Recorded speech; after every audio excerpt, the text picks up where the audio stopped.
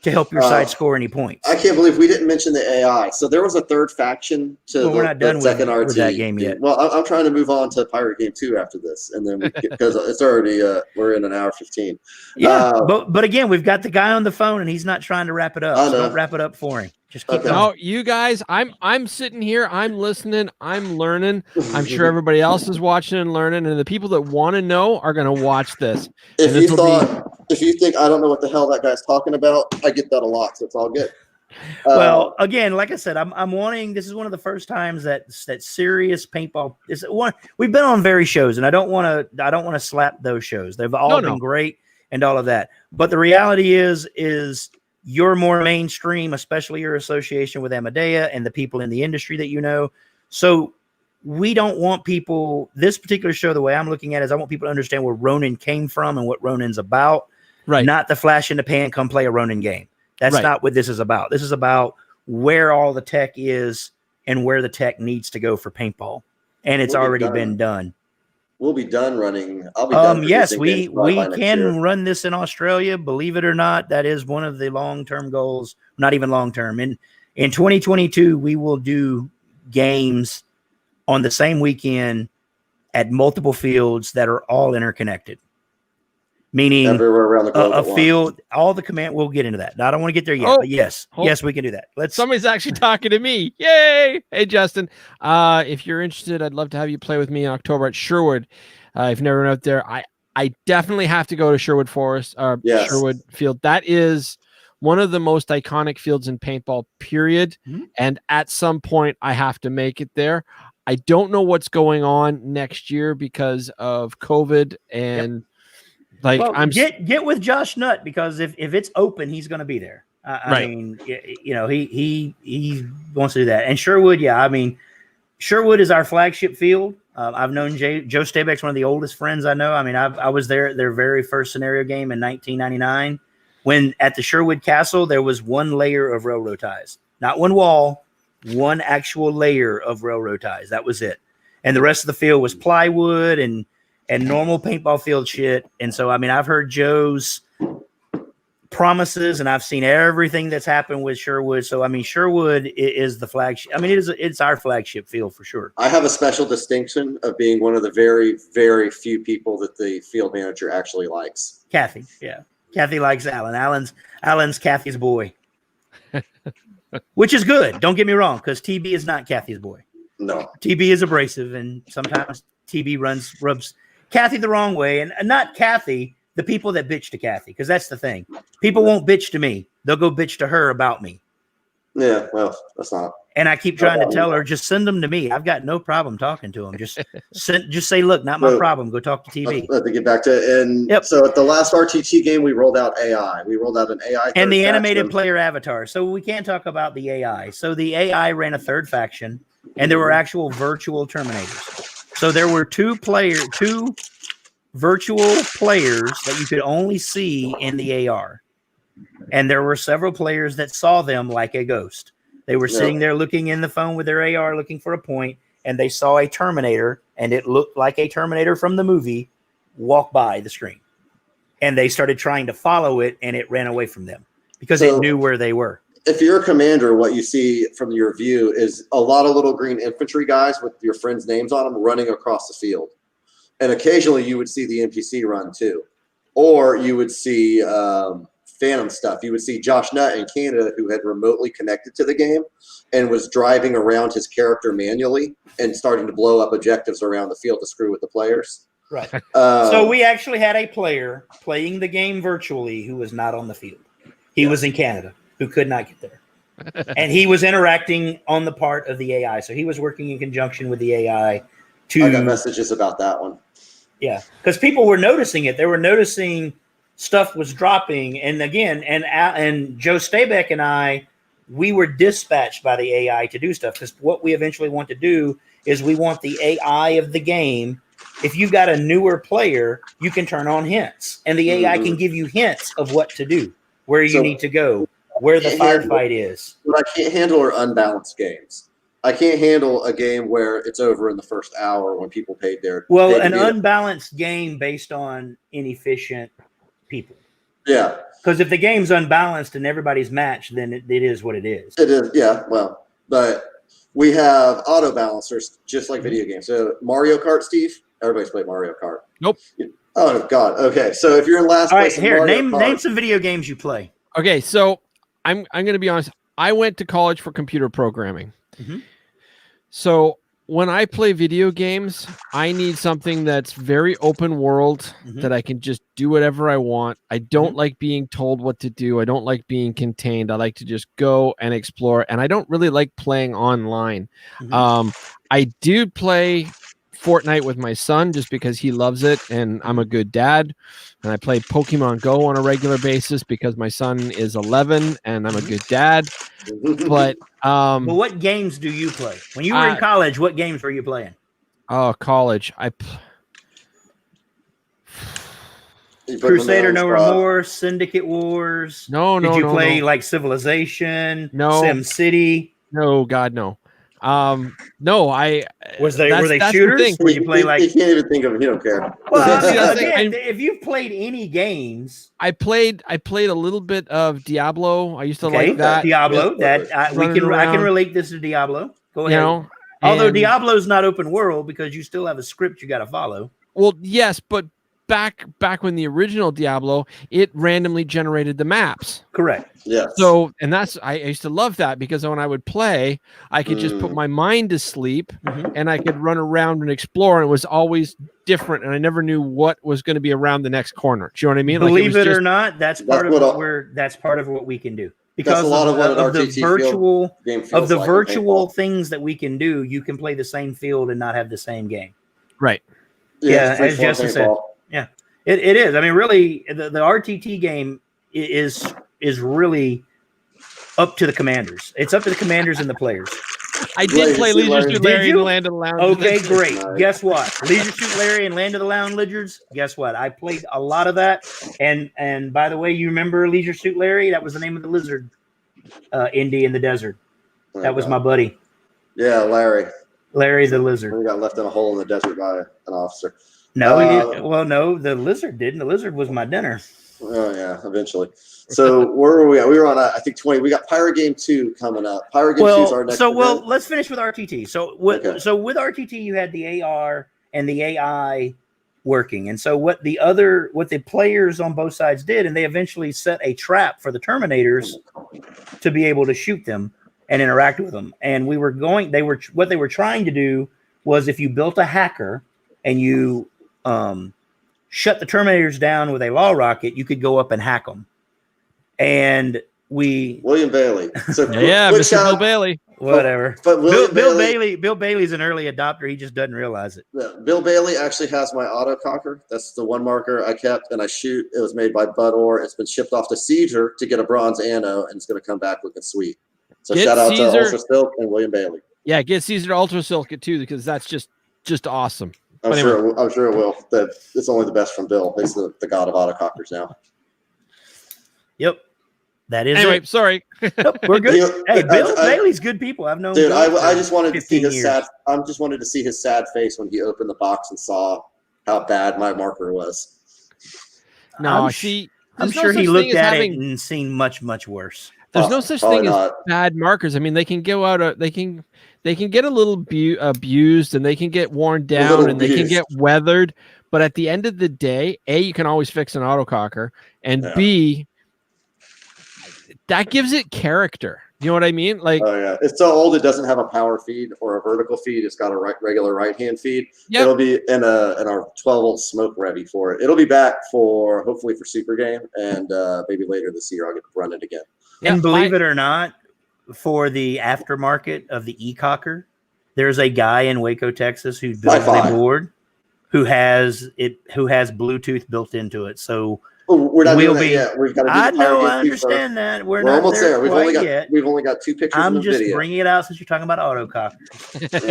that other electronic guns that people are putting Bluetooth into their guns to interact with apps in various ways, whatever those apps may be, whether that's the new Virtue loaders or whatever. Yep. Correct. Yes. Believe it or not, it's actually old tech. That's what I tell people. We need to go back to the Spire and the Angel Air and all of that people tried to roll out with Bluetooth 1 Right. that didn't work worth a shit. Well, Bluetooth BLE is a whole different animal. We'll get more into it. But we can go do it right now. Let's go. No, let's do. We can do Pirate Game 2 last. We can go ahead and do the Immortal Air proof of concept. No. Go ahead and do Pirate Game 2. Let's do that one. Yep, that's the one. Yep. So believe it or not, so go back to do show I that need to one. mute TB or do I need to mute Alan? Because one of you guys has to talk at a time. No, show that one. Now show back to number 12, Alan, or 13? 13. No, 12 or 13, 12, whichever the first one was. 12. That one? So there's that one. That's and the now original. that's the original. And then that was done this year. And then that one's going to be next year. So you can already see the upgrades in the interface. Yeah. Quality. So what you get in your app is, every of the 8 quests, they basically sum up the game. Number 1, 60% of the field is territory control. 2 and 3 is are missions to the big castle at Sherwood. 4 is a widget, a thing that's off field. 5 is a night mission. 6 is a party. It's the whole game summed up right here. What you do in it, what kind of gear you could expect, what kind of fighting you could expect, whether you'll need launchers or it's just all paintball, if app use is required or not.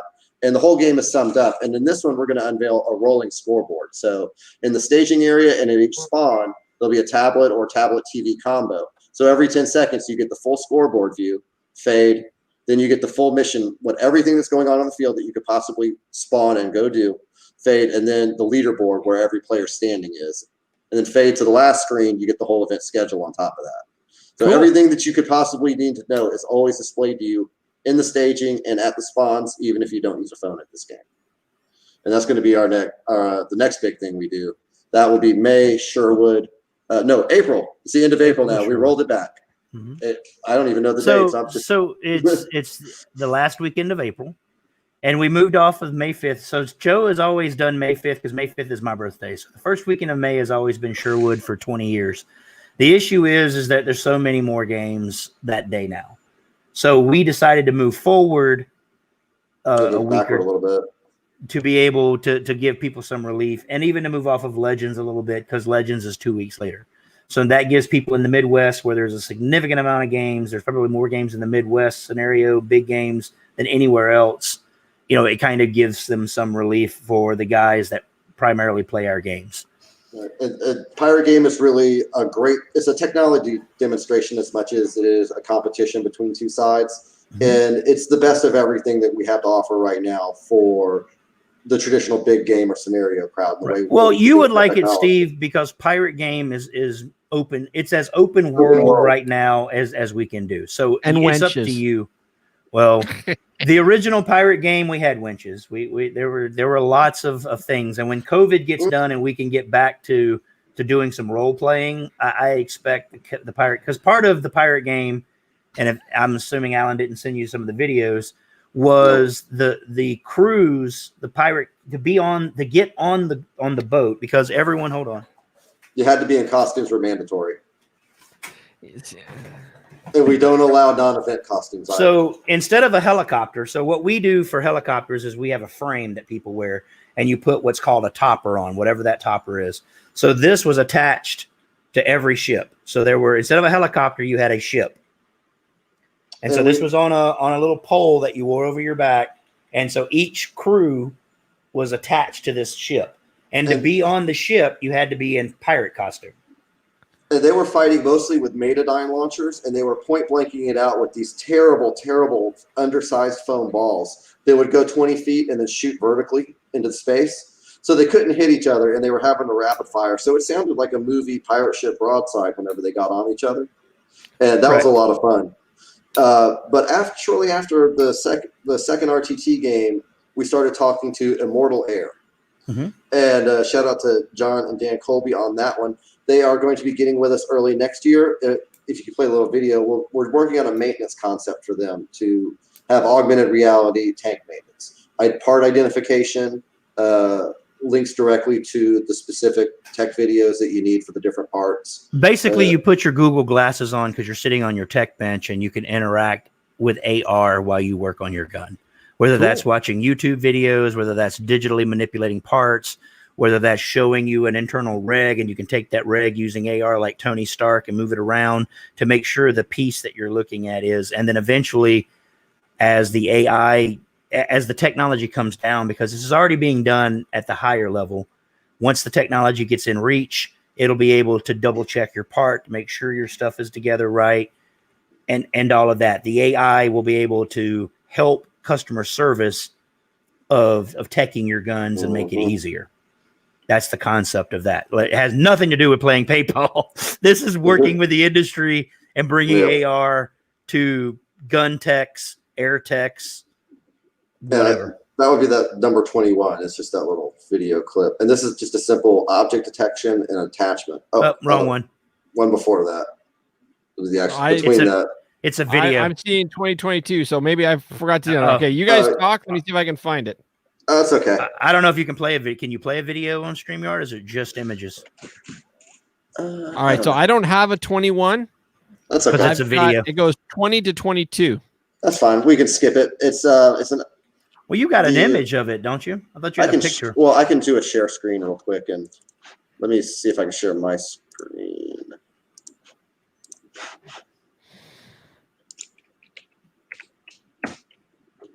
Oh, there we go. Let me just add it to the stream like that. Yep, there we go. Let's see, we've locked onto the tank and we've formed 3D objects. We have, I can pull some other pictures real quick. Tanks. Please no porn. Please no porn. There's no porn. This is our working directory. Yes, this is one right here. This one is pulling. I'm doing object mapping, so I'm building a point cloud that is getting this particular valve read in here, so you can detect it from any angle.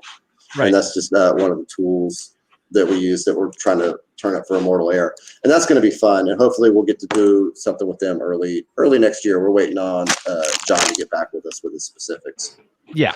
So, but that's actually, and again, it's designed to work with any of the tech companies. And again, we understand non-compete. We have not all of our beta testers are on non-competes and stuff like that. So, but any of the tech companies that want to start bringing AR, we're happy to work with them on that. And eventually the goal is to tie that into your Ronin app. So, if you're working with a Ronin app and you want to tear down an autococker, and Bud has worked with us through AR, or Bill Bailey's worked with us through AR to build out teching of autocockers, he can do that and sell that app. I mean, we would help people develop their own AR apps and things. That's part of what we do as well.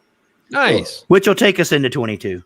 Yeah, that'll take us into picture 22. So we are going into sports science. And what that frame is that is a CS2 frame that was sent to me by Steve Monk. This has custom firmware that doesn't exist anywhere else, and that it's got, it advertises as trigger pull. So what we're doing with that is we're turning that back into our team app with that third person view. So when you have your avatar and it's you're live streaming your play, when you pull the trigger, your avatar starts shooting. You'll get your paint meter that counts down. We could get into some really high-end concepts that fields aren't ready for yet. It's a really Disney experience. Like, I'm running low on paint, and here comes the Sherpa. Not gonna happen. He dreams of it. I dream of it. But see, what Alan doesn't live in, that's why TB runs the business part, is the really real world of logistics. Because imagine that, Steve. Well, it's cool for you. I'm shooting. Oh, it's awesome. I'm out of paint. It notifies my Sherpa. I don't have to do anything. I don't even have to say anything. And the little guy runs up and says, here's some paint. Put it in your thing. Now, I'm like, that's awesome for one guy. Now, multiply that by 500 people on a paintball field. There's not an individual robot for every person that can run out and give paint and air. Yeah, okay. Yeah. If I got he's muted himself. Yeah, I muted him because that sounds like a Tyrannosaurus Rex chewing on a tin can. Well, that was him putting the CS2 up. So another thing with the CS2 is that we're doing is there are two unused buttons on the grip that Alan is working on. And this has actually got a lot of people that use the CS2, like Capital Offense, which is another one of our early adopter teams. They're sponsored by Planet Eclipse. So they all have these guns. And so they're excited about them because now I can use one of the buttons on my grip for voice over IP. So I hit the button, I can talk on the radio, and I don't have to take my hand off the gun. The other button I can set for ping. And if you play Call of Duty Domination or anything like that, what that is I hit that button. It tells everybody around me where I am, that I need where the firefight is, and I need them to move toward me. Or instead of me having to explain to them where I am, you just hit that ping button and it sends out a radar of where you are to your teammate. So the second board is an IMU. So when that is stacked on a marker in a little housing, I can record your frame. So when you're doing snap shooting, I can get your snap shooting timing. I know how stable you are. We can start doing high-level pro analytics, which we're going to do. So what the sports science is, for people that understand sports science. So at the high level of sports, meaning the NFL, Major League Baseball, and all these other places, there are companies, 90% of them are in Europe, of course, because this is like, it's comparable to F1. Do you follow F1 at all? I F1 racing. All right. Well, but you understand that F1 is like, there's NASCAR and then there's F1. And while there's big money in NASCAR, there is 5 times that money in F1. Right. And that's kind of how we look at the high level tournament paintball. The problem is there's no money in paintball at all. So none of those companies. I'm gonna argue that right there. Okay. Everybody says there's no money in paintball. That being said, Richmond Italia just bought itself his own private jet. So I think Richmond Italia has been selling cannabis and CBD for 2 years. Yeah. It doesn't have jack shit to do with paintball. I'm just saying, because Richmond Italia's company just went bankrupt. And no, it didn't go bankrupt. He sold it to himself. No. He sold it back to himself. That's the rumor. But he tanked the company to sell it to himself, is my point. Because they lost their credit in 2018. In 2018, they lost their line of credit. That's why people can't get paint. That's why Hell Survivors couldn't get their paint. He took two paint lines. Wow. They completely made a safe room. I don't want to be bashing. Okay, I got. Don't make me mute you, bud. I'm not bashing anybody. We're not bashing it. We deep dived it, but we actually have CBD oil. You know what this is? Yeah, I do. Do you know where it comes from? I'm guessing from Quebec. Yes, it does. It comes from the same plant that they make GI paint. 2 of the paint lines now, and this is public information. Go on Robbo's forum. Robbo interviewed Richmond Italia, and Richmond Italia told him that this is what he did. No, I'm well aware. I mean, again, all I'm saying is there's money in paintball. It's just the people that have it aren't parting with it. And we've got to get it back to the point where everybody shares a little more. There has never been any money in paintball. Everyone took paintball money and went and raced cars, raced boats, or did MMA. When Gino sold out, where did Gino go? Where was Valken? Yeah, no, Valken was in MMA. I know because I ran 2 dojos and I bought Valken equipment. Yeah, but that was anyway. That's completely off topic, and I don't want to be. I don't want to be bashing industry people. So but here's the thing: Spider Cup. Let's look at this. We'll just go to Moneyball. Well, look at the Spider Cup. When you had the Spider Cup, what was that? You were around for that, correct? What was run by Kingman? Right, but what was the prize for the winners? For the first one, it was Mitsubishi Eclipse Spider GT Turbo convertibles, I believe. One for every person who was on the winning team. See, I think there was only 3 and there was 5 players though. I thought there were 5 and 5. I'm not sure. I'm not going to say. In my head, I remember it always being odd that there was only 3 cars and 5 players. That was what was in my head. But I thought that was the one that went so I don't know. Because again, there were times when there were money. But here's where the thing is. So how do you, as a player, go to your child and train your child to become a pro paintball player? What's the path? Because I can give you the path if I want my son to try to become a pro football player or a pro baseball player or a pro hockey player. There's little leagues. There's teaching the rules at 5 and 6, and then you move into school. You're comparing sports that are decades, I shouldn't say decades, but are like extremely old to a sport. None of them are over more than 120 years old. Right, but paintball, the sport, has been evolving and changing.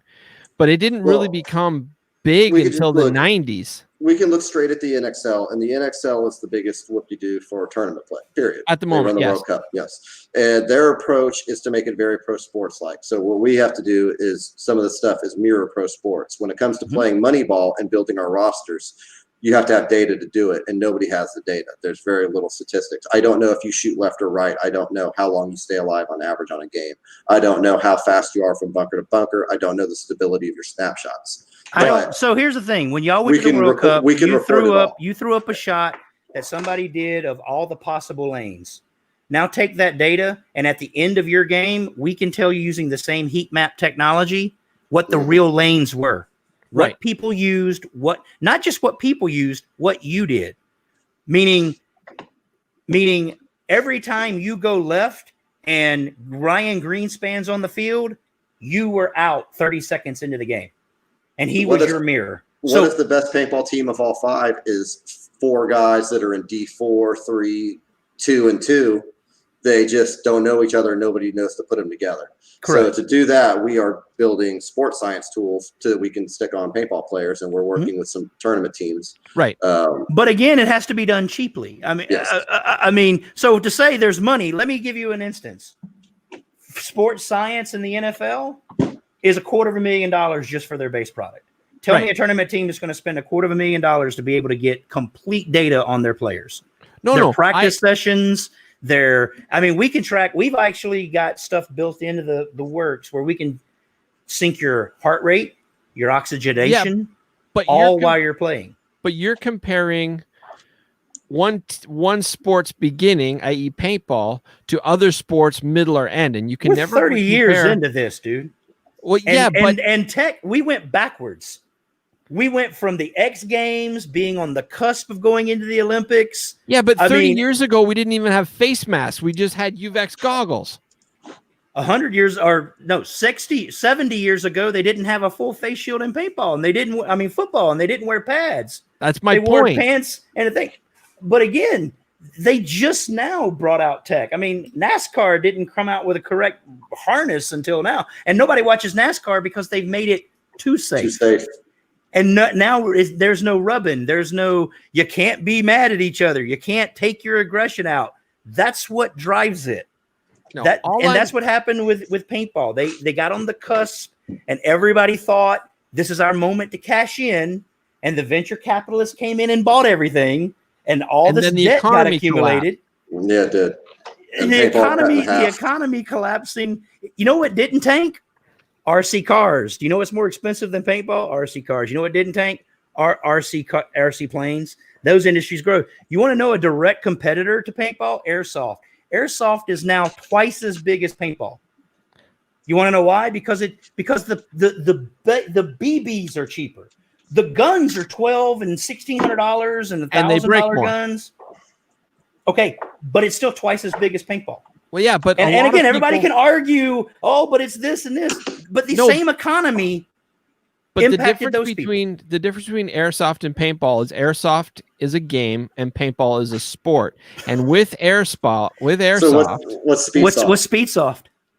No. With airsoft, the guns are replicas of real things. No. So a lot of people Canada is the leading person right now on Speedsoft. They are building airsoft guns that they look like paintball guns. That look like a paintball gun. They're because they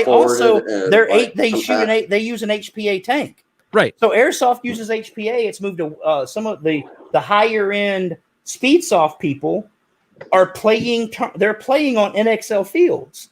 Sure. With guns that don't look like a real gun. The tank angles down to where they can tuck in, and it doesn't even look like an M4 or anything else. It is a completely new gun. No, it's going to get more space gunny too as you get. But my point is, with airsoft, to say that it's bigger, they also have a different avenue of sales. They have a lot of people that are purchasing airsoft pistols and airsoft rifles, etc., because they're exact replicas of the movies. So I worked at an Army surplus store, and I've produced 10 airsoft events. I wrote for the first airsoft magazine. Well, I've been in airsoft since 2004. I get that, but I just airsoft charges 3 times the amount of money of the normal paintball game. Right, but that's for the players. I'm just saying that airsoft can sell more gear and sell more guns. It's not a because there's gear or lot of gun thing. people- There's a lot of people that are actually out buying them for other things like cosplay, et cetera, et cetera, et cetera. We sold as many, if not more, guns for people that just wanted to collect them than that actually wanted to play with them. Okay, so do you know where airsoft came from? Other than the, I want to say Japan, but I mean, Correct. Do you know why it started in Japan? paintball is illegal.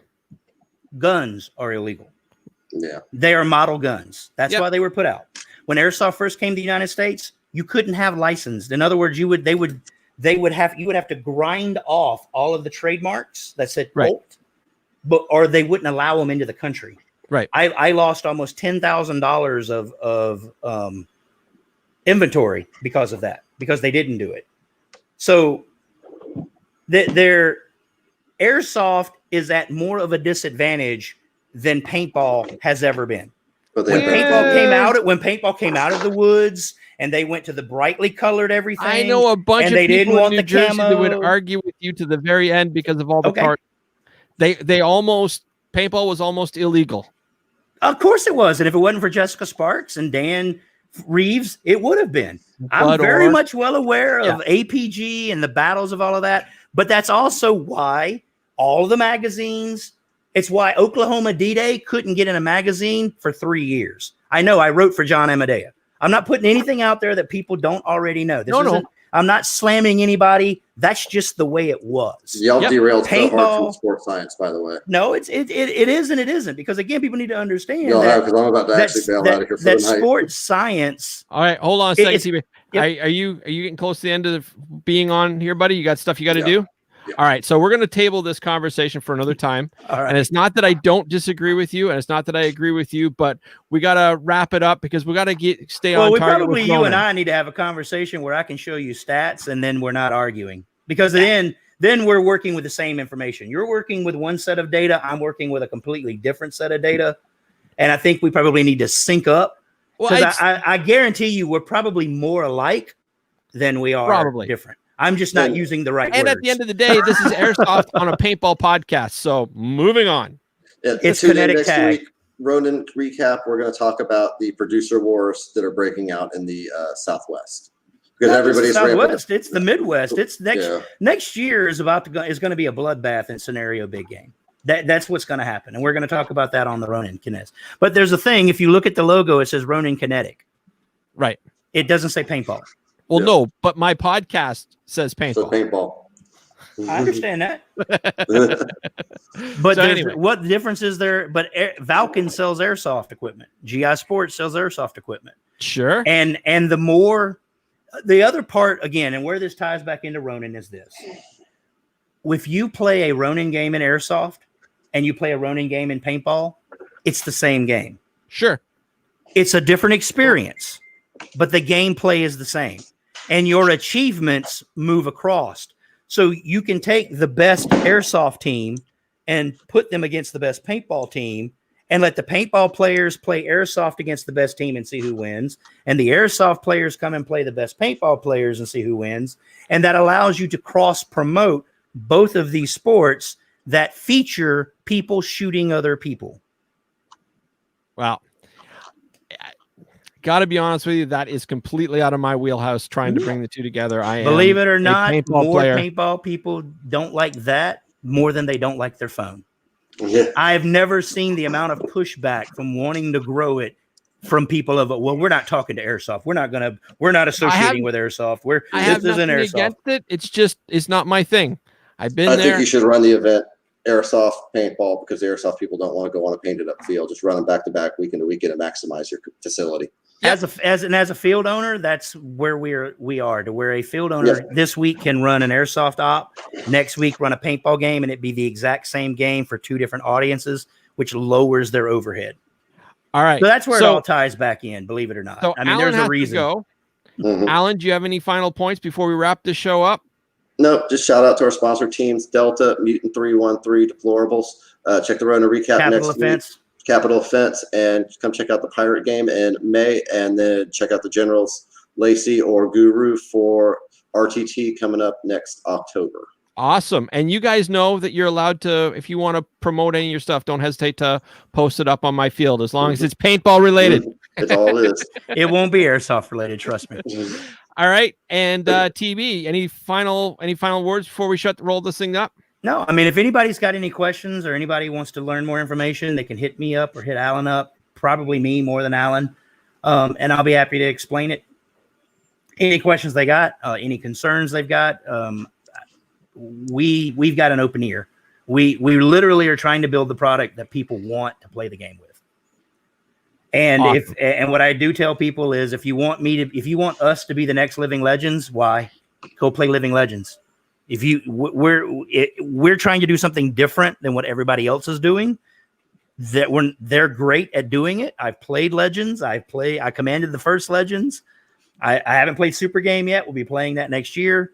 So those formats deserve all the kudos they get. We're not trying to be that. So people that come that say, hey, can you do that like they do, like slapsticks, realize that we're probably going to come across very gruff when we respond. And that's because everybody's like, what about a slapstick? And it's like, every game does slapsticks. Why would we do that? So, but I do just want people to understand we are open to constructive criticism.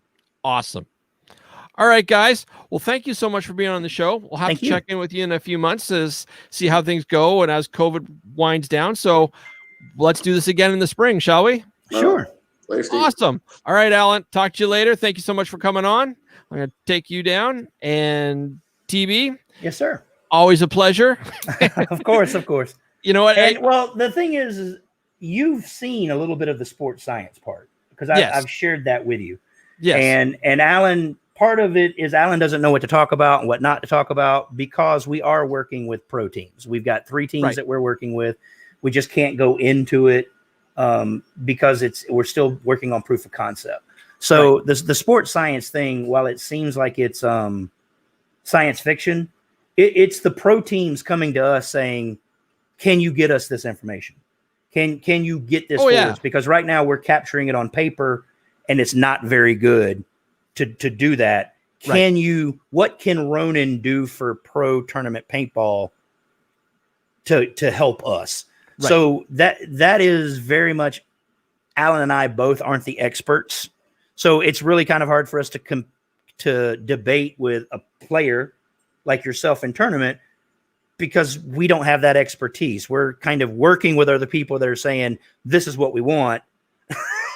And we're writing the software and building the widgets to give them that on a project basis. So the purpose of talking about it, the little bit that they gave me permission to talk about, was kind of show some of the tech, talk about what it's got.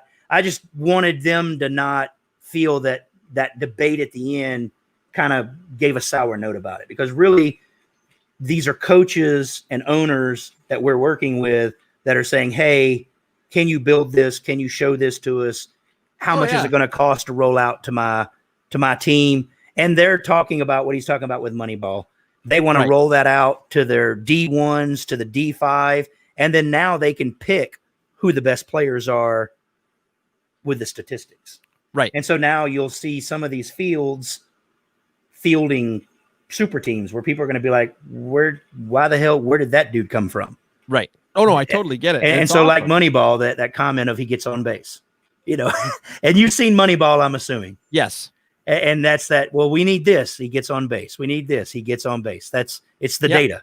Yeah. No. I totally agree. I actually just watched that 3 weeks ago. Right. Like, I mean, I've seen it before, but it's a great movie. Where they're kind of looking at, and this person has talked to Tom Cole with an Excel. I'm not sure where all of it is. I just know he's told me that they've been in discussion. And we've been told to kind of look at, can we do this, is tying a lot of this telemetry data to the booth for the commentators to be able to use. Right. And if you've seen AR in the NBA where you're sitting at home, as you're watching the game through your glasses, you're seeing how many times this person shoots a basket, how many times they do it from that location on the field. Right. Imagine being able to watch a pro paintball game, and I'm just going to use names that I know. It doesn't mean that Ryan Greenspan, I know him. Sure. Imagine you're looking at it, and every time Ryan goes behind a bunker, you're seeing how many times Ryan pulls a flag from that bunker, how many times where all of the things are lining up that this happens, it makes the game easier for people to follow that aren't paintball players, because now you're giving them information that kind of helps them follow the game.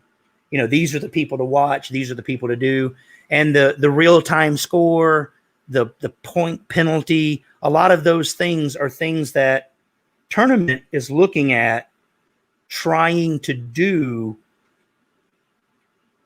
to kind of bring that game into the tech as well. Right. And it's that's why I say the price point's got to be there, because you've got to roll this out to the fields. You got to have buy-in at the lower levels to feed the big teams. Right. But and as you start to build and as you start to grow, it's all going to grow. That's just, well, imagine a free agent. I mean, we build free agency into this now. Right. You play for the Legion, and you know your contract's coming up, and you want to go play for X Factor. Does X Factor want you? They want to look at your stats. They want to see this. Right. We've even been asked about, can we track diet? You know what I'm saying? And practice, to where you're going out doing your practices and you aren't even on the same field, but your practice data at where you are is being fed to your coach, who isn't there as well, and can monitor your medical stats. You know, are you doing your cardio? So I know it sounds like it's super serious. And one of the things we have learned is that at the pro tournament level, these guys are super serious. Yeah. They're very, very, very serious about their paintball. Oh yeah. And so for us, building that app for them or doing that kind of stuff is very much interactive from them. That the scenario stuff, Alan and I are driving. The tournament stuff, like I've told all of those people, it's going to live and die based on their ability to get it accepted at the tournament levels, because we have absolutely no stroke in tournament paintball at all.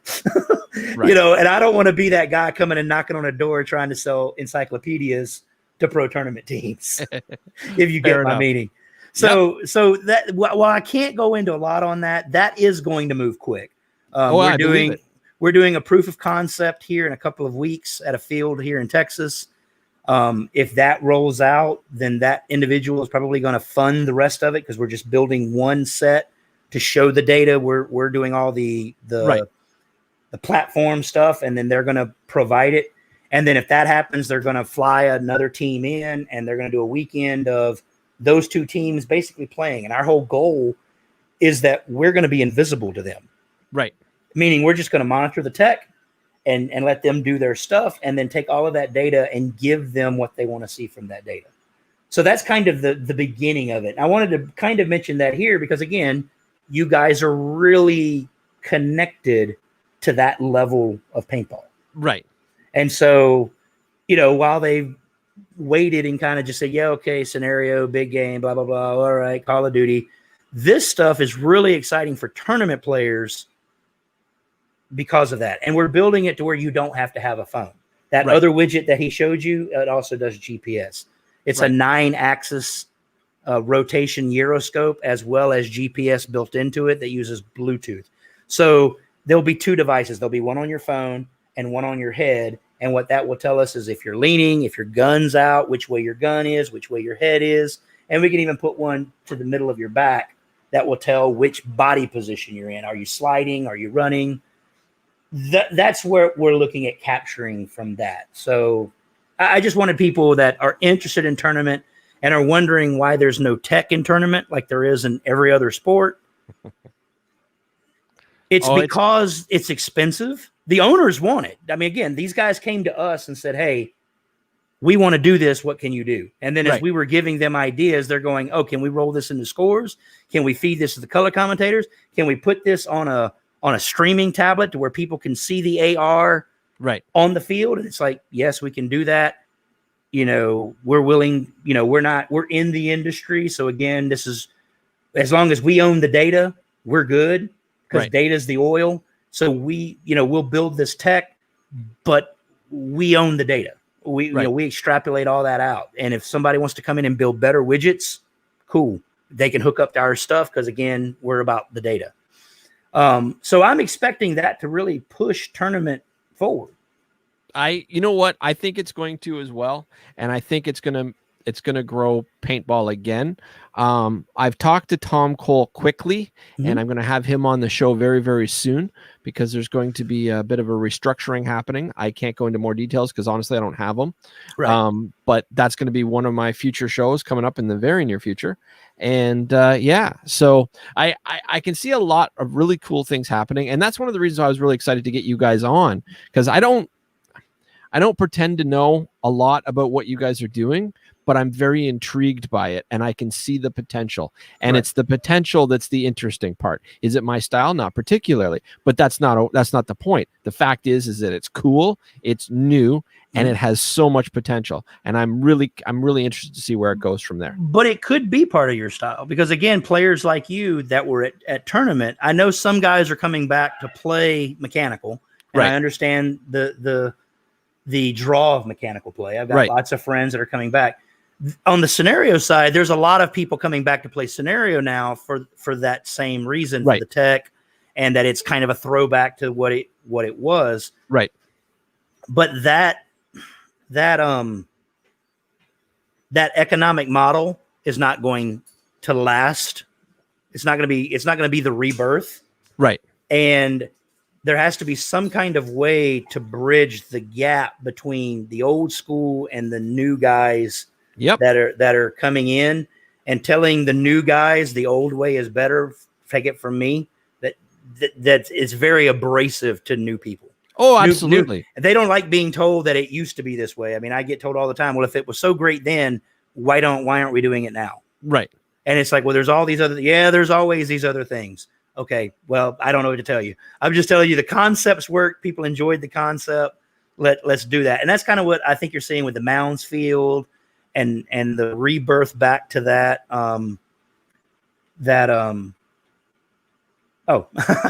He's talking to you. Yeah. Well, I just that's posted the up RTT there so people can follow along. Right. Because I'm on different platforms. I'm not just on one.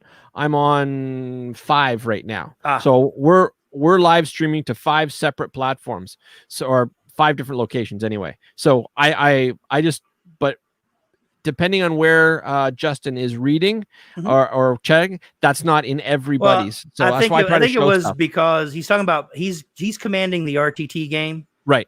And you said it's not your style. I think he's responding that if you come out and play the RTT game, he'll be able to make it your style. Well, and I get that. It's just, when I play paintball, honestly, my favorite paintball was open class pump. I mean, I understand having batteries in the loaders, but other than that, I like to take as much tech away as possible. I like to streamline everything as much as possible, and I have as little. Do you allow constant air? Well, yeah, but okay.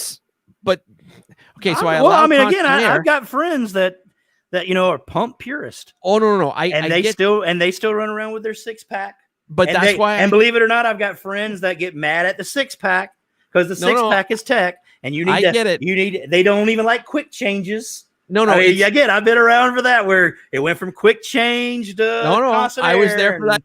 But I said open class pump, which means you're allowed to have tech. But what I used to do, and I still pneumatic assist, is that allowed? Anything that I think that's going to break, it's not a question of allowed. It's just what I personally prefer. Right, but I mean open class. Is open class pneumatic assisted, or is it manual pump only? Are you allowed to have pneumatic assisted pumps?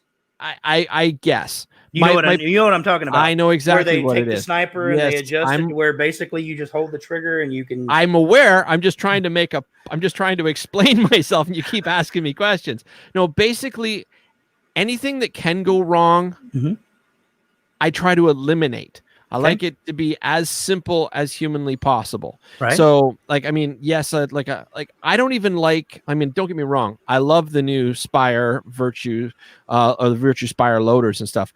But when I play just for rec and just for fun, I still bring out my old 12 volt Revy just because it's simple. And and with my pod packs, I only like 3. I only like to have maybe 3 pods maximum if I have to. I'll play with other things. Hell, I got a beautiful brand new shocker right here. It's It's not that I'm against new tech. It's just I'm happiest minimalist. I Do you know what understand, right? And believe it or not, I understand that, and I can play games like Yeah. that as well.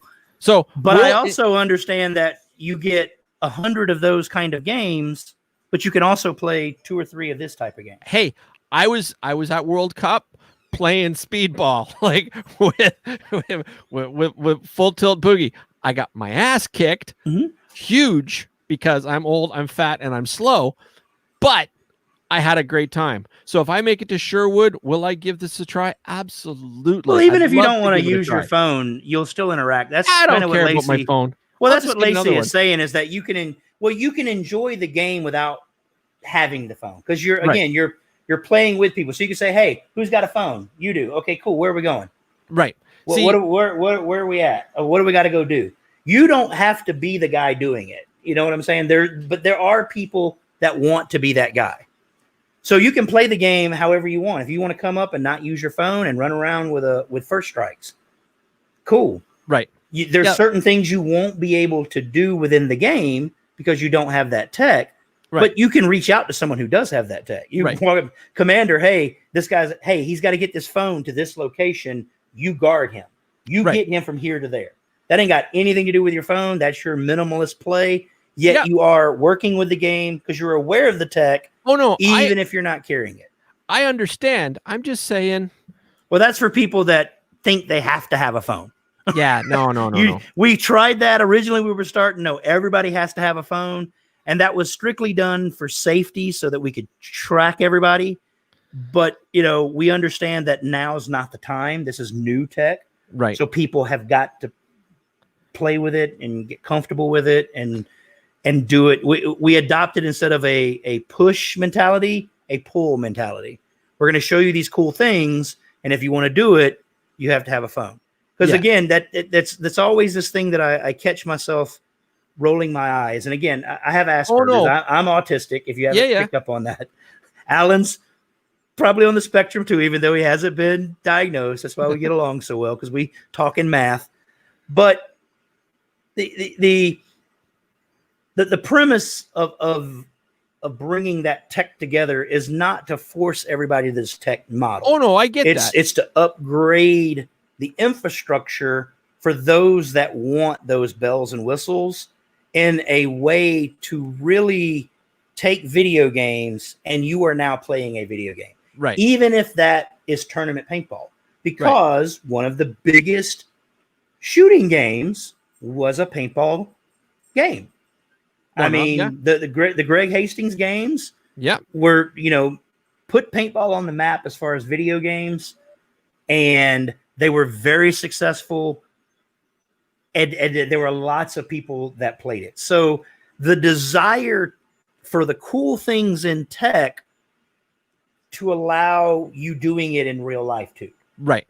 And that's kind of what Alan and I, that's been in the crux of Ronin, is we looked and said, there's all this tech. Why hasn't somebody done this? And the answer before was it was expensive. That was the first one. It required too much infrastructure. It required too much expertise. That was, to set it up and to maintain it and to run it. Then it was too much manpower. I had to have too much staff to be able to do stuff.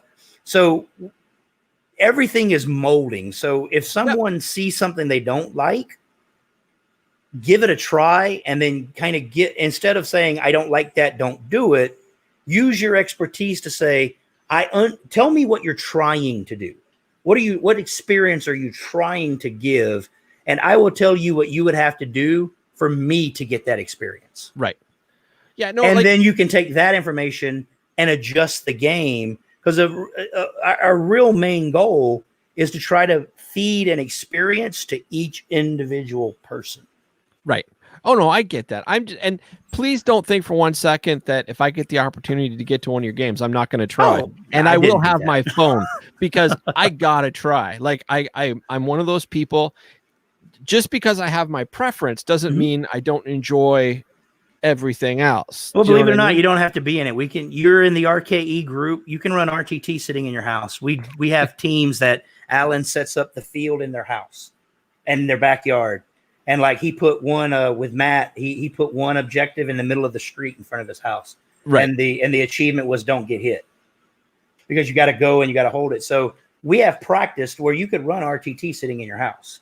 Right. You would say, hey, I want this objective to be this. I want this objective to be that. So, I mean, because again, practice with the app is everything. And that's what I tell new users. If it gets to be too much for you, put it in your pocket, go play paintball. Right. Don't let this ruin your paintball experience. It's a tool. And like any tool, there is a learning curve. And the time to learn is not in the middle of a paintball game. Because now, you know what I'm saying? Because you're going to sour. I don't have time to look at this. I don't have time to deal with this. I don't have time to push this button because I'm trying to shoot these people that are shooting me. Right. Whereas then if you look at it, but you've got time to get a radio and pull it out. You've got time to get a pod. You have time. You're just not comfortable with what's going on. And so that's a frustration point. So that's part of why we build practice in and want people to play with the app totally outside of game. And we also on Friday night, we didn't talk about that in there, but on Friday night, the RTT this past game, both commanders came and walked the field with all their phone users, and Friday night did a practice game with no paintballs, where basically they just walked and said, okay, you're going to capture this, capture it. Okay, cool. So the game was live, and we reset the game at midnight to where you could walk with your field captains when you're walking the field at a scenario game and say, this is where you need to go. Let's mark this on our map digitally. Right. This is the point where you capture this. This is the image that you need. And we encourage that because the more comfortable you are with the game, there's no secrets. The secret is what the people are going to do. You don't know how they're going to play the game. Everybody knows the rules of Monopoly. You and I play Monopoly vastly differently, I'm sure. Sure. But everybody knows how to play. And I can sit and tell you stories about what I did with people that has nothing to do if you and I sit down and now play a game of Monopoly. So I don't have to keep it secret.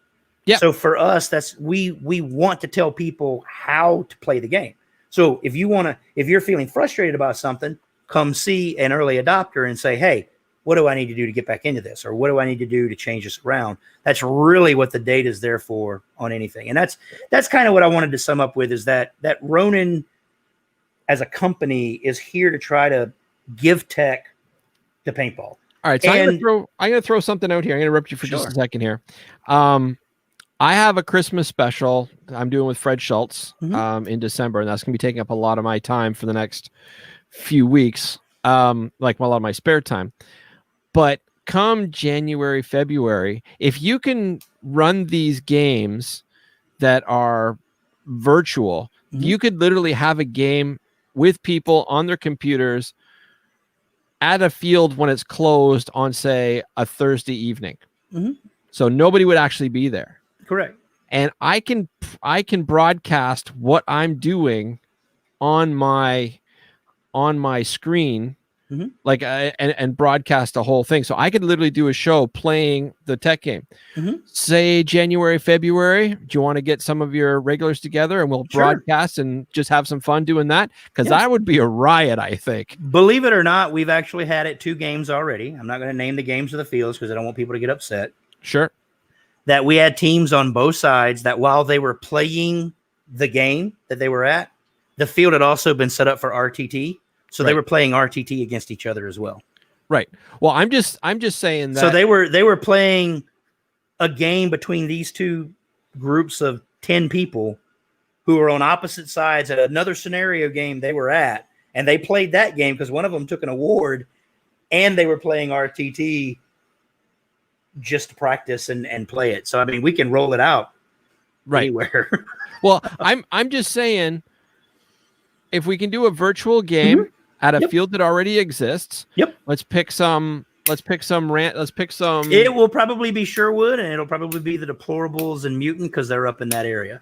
And the beauty is, Alan and I won't even be there, so we'll be here in Texas.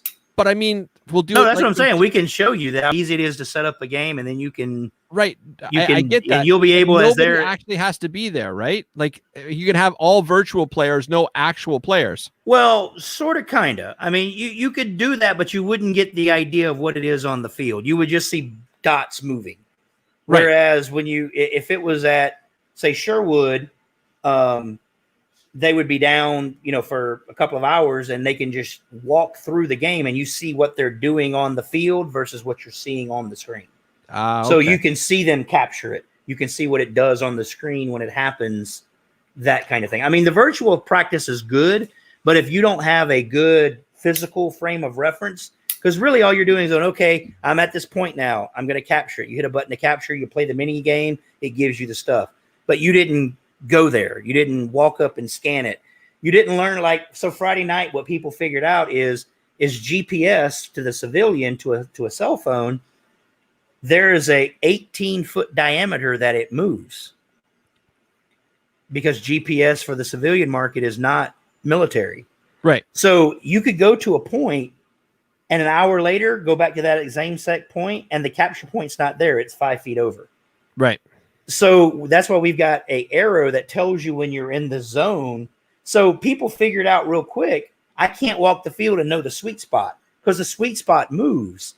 And the thing is, we don't control the sweet spot. The sweet spot's controlled by the ionosphere, the sonosphere, the satellites. Right. Believe it or not, the widget that we have locks onto 33 satellites. It locks onto more satellites than your cell phone. So the widget takes you down to less than 3 meters. Cell phones won't do that.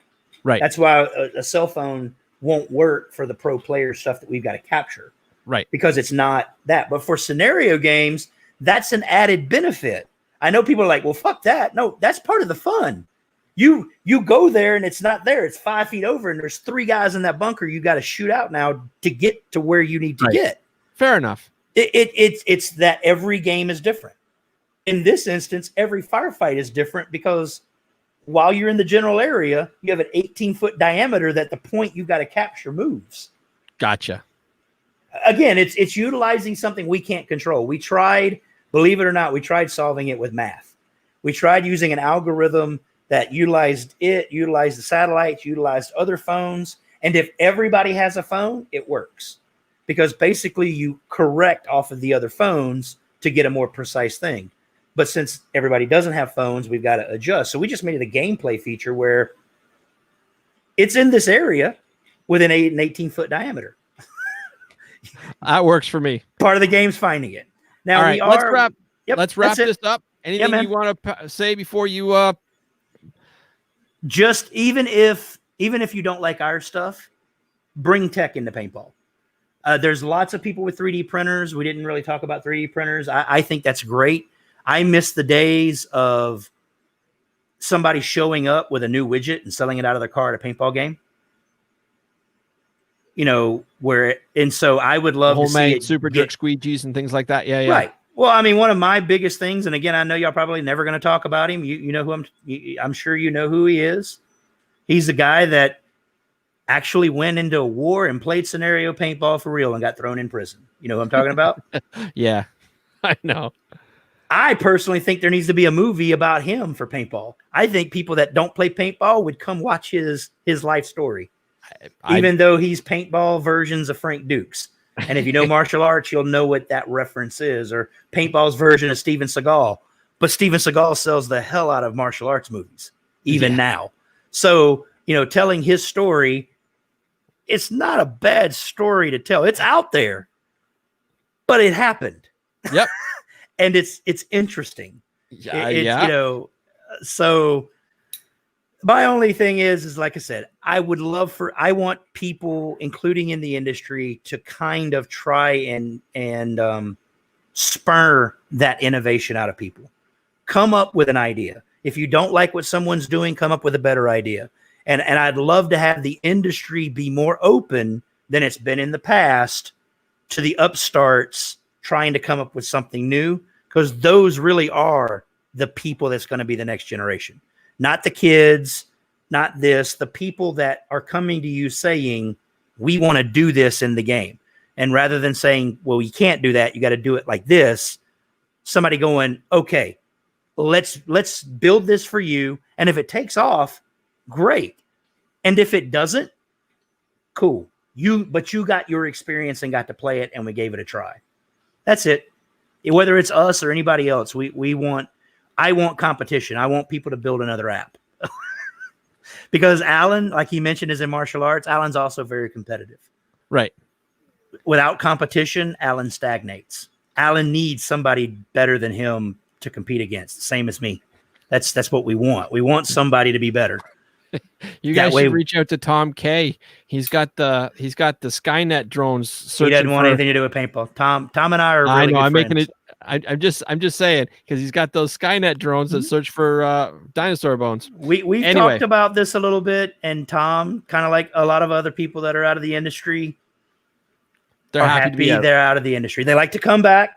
They of course like to come back and get their accolades. I mean, I inducted Tom into the Paintball Hall of Fame. I did the first induction of the Paintball Hall of Fame at Living Legends. Yep. So I inducted, Bud Orr and Tom K and Bob Guernsey with his widow. So, I mean, Yep. Those guys are pioneers, but all of those guys was that guy. At one time or another, they showed up at a paintball field and said, look at this cool thing I've built, and played paintball. And their buddies said, can you build one for me? And they said yes. And then somebody else saw it and said, can you build one for me? And the next thing you know, they were building guns for everybody. Yep. And that's kind of where the next real level for paintball is. While nostalgia is great, what's the leap forward after the nostalgia? Are we going to go back to the 90s? Are we going to go back to coming back out of the woods and everybody dressing up in neon? I mean, are we that circular, or can we kind of bridge the gap of the history? And that's kind of why I'm glad that you and I want to say this, I'm glad you and John are doing it of that, because we don't have, like other sports, we don't have a history. We don't have a Hall of Fame, really. We don't have. I gotta stop right here and just know that credit goes to John. I know. I'm an employee. I am not a driving force. And John, I'm sure John will tell you everybody has their place. Yes. And everybody driving it, John could be the expert on it, but if there weren't people like you that weren't, let me just make sure I phrase this right. They weren't really anybody then, but they were there. And they provide validation to the environment because they were there.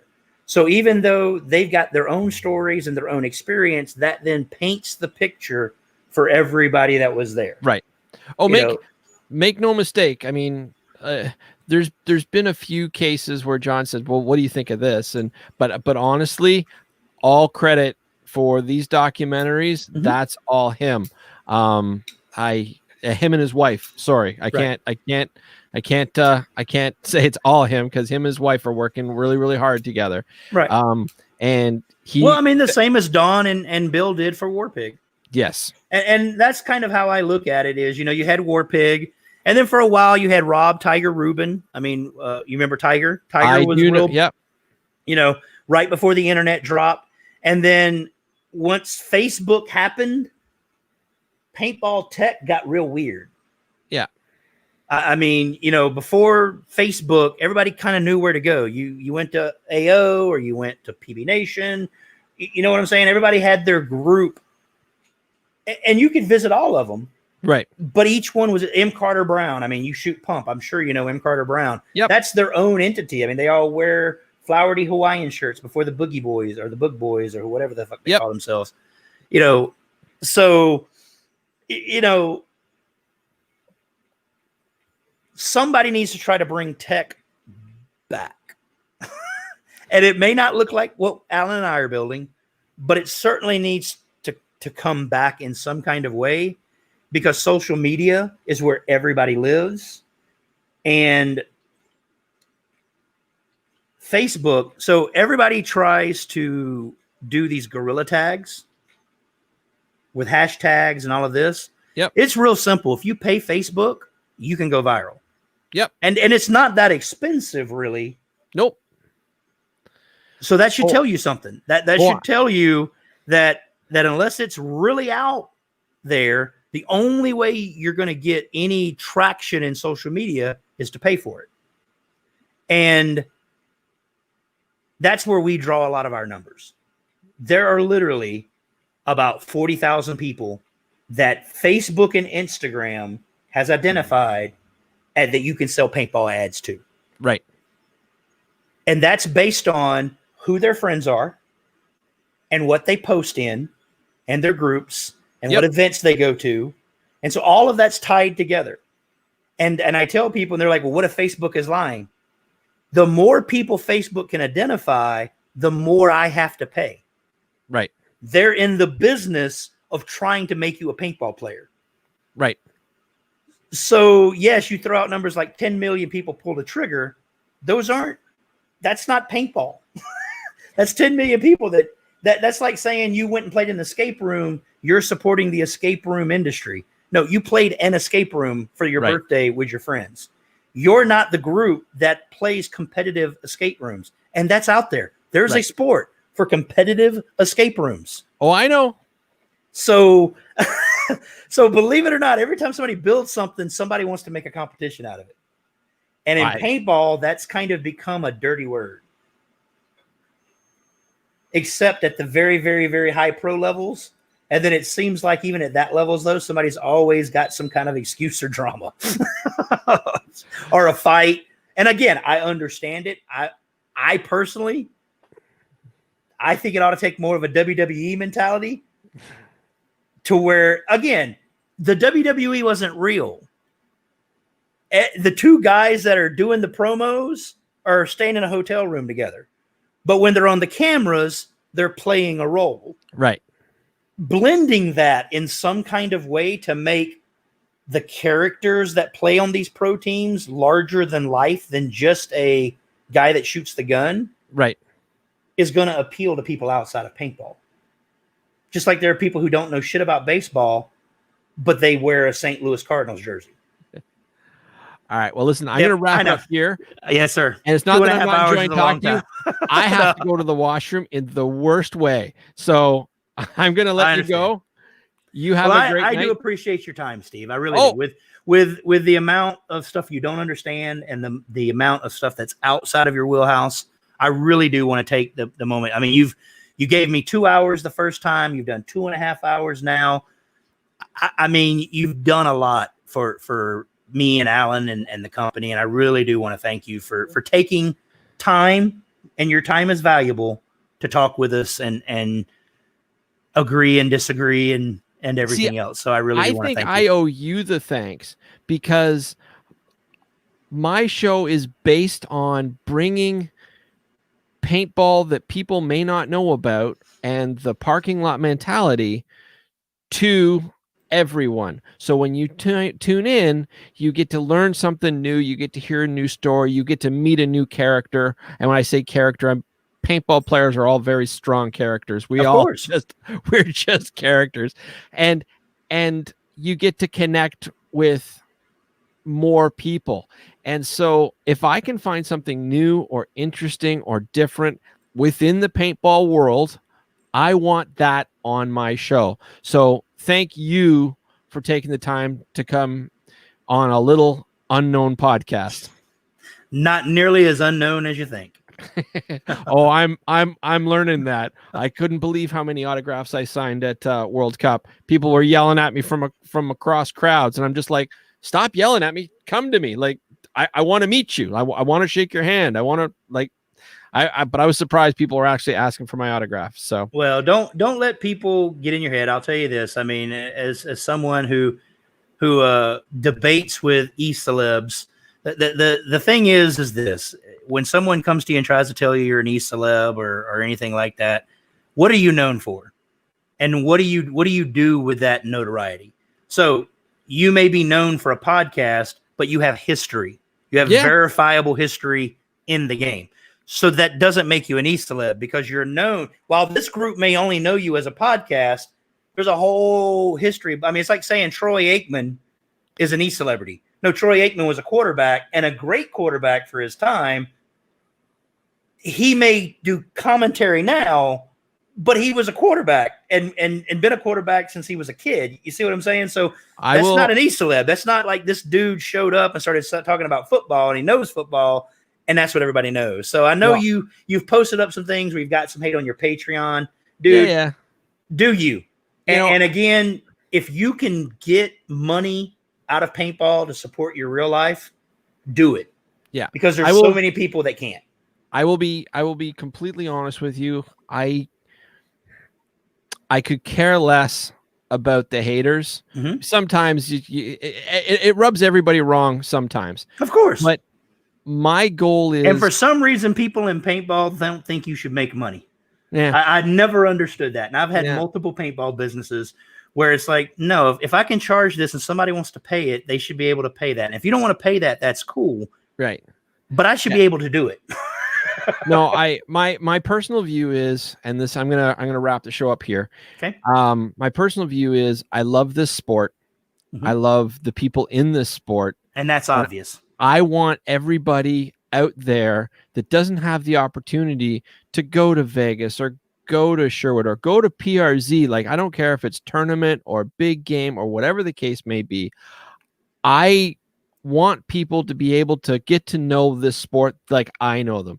People don't tune into this show for me. People tune into this show for you and all my other guests. Right. And the stories that they hear. That's why I came in. So if people don't like me, I could care less. That's not what this show's about. This show is not about me. Right. So anyway, my friend, Yeah, man.